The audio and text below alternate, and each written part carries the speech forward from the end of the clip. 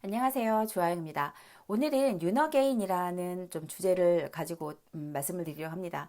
사실 모든 국민이 그렇듯 어떤 식으로든 윤석열 대통령께서 시작한 이 싸움을 이어나갈 수 있는 강한 전투력을 가진 또 다른 지도자가 나와야 된다는 저는 생각을 많이 했는데요.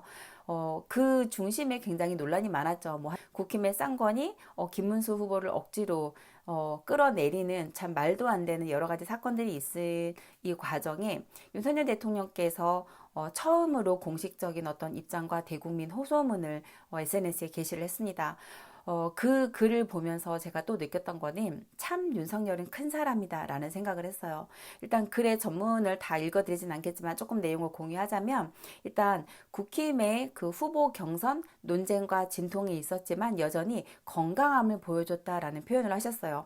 사실 국힘을 우리가 한동안 국짐이라고 했었죠. 국민의 짐이라고. 물론 지금도 윤석열 대통령께서 이런 공식적인 어떤 의견을 표명한 거에 대해서 굉장히 불편한 기색을 내세우는 국힘의 의원들도 있습니다. 근데 아직도 잘 모르시는 것 같은데 국힘의 지지율이 올라갔던 거는 국힘 자체에 대한 지지가 아니었죠. 윤석열 대통령을 등에 업고 있었기 때문에 국힘의 지지를 했던 건데 그분들은 아직도 여기에 대해서 많이 깨닫지 못하신 것 같아요. 어쨌든 그 건강함이라는 게 뭐냐? 결국은 쌍권이 아무도 모르게 새벽에 몰래 김문수 후보를 끌어내리고 한덕수 후보를 공식적으로 내세워서 뭔가 다시 한번 자신들의 어떤 내각제에 대한 계획을 이렇게 해보려 했지만 그게 무산되었죠. 근데 그 무산되는 과정에 국힘의 당원들이 어쨌든 어떤 민주적 절차와 원칙을 준수하는 그 보수의 정신 고수했기 때문에 다시 김문수 후보를 제자리로 놓을 수 있었고 그 어떤 과정을 건강함이라고 표현하시더라고요. 그러면서 뭐라고 하셨냐면 비록 본인은 탄핵이라는 거센 정치의 소용돌이에 놓여 있지만 당에 늘 감사했다. 정말 큰 사람이라는 생각이 듭니다.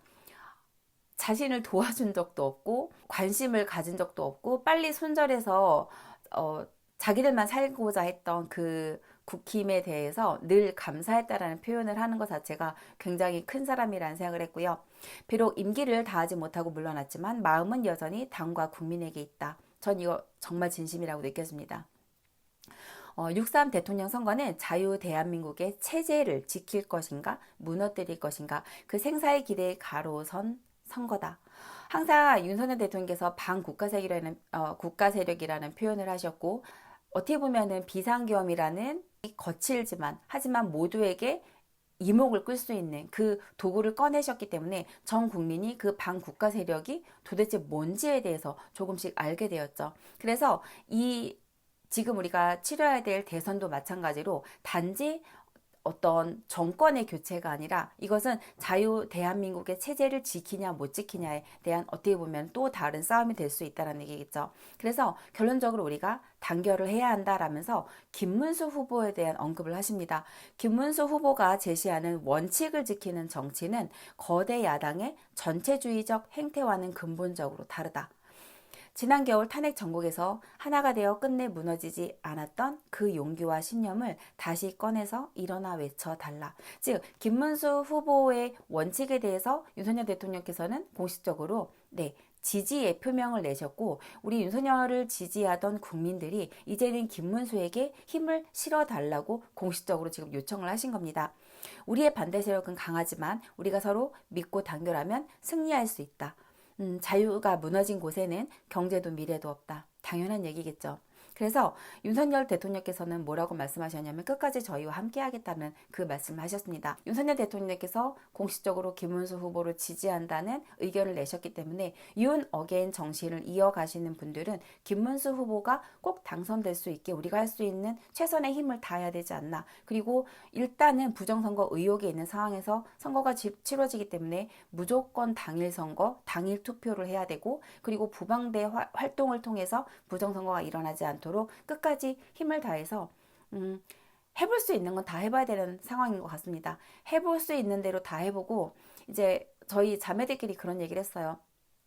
기대하면 안 되는데 자꾸 기대하게 된다. 그래서 제가 뭐라고 했냐면 기대하지 않되 기도할 수 있다라고 했어요.